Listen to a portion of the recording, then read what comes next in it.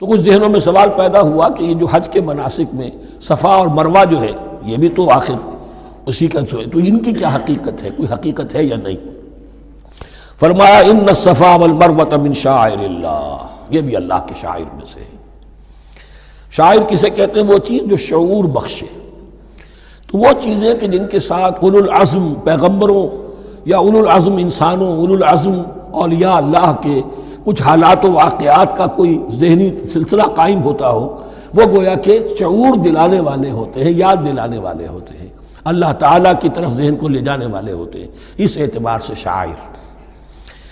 ان الصفا والمروۃ من شعائر اللہ فمن حج البیت او اعتمر فلا جناح علیہ ان یطوف بہما، تو جو کوئی بھی ہمارے گھر کا حج کرے،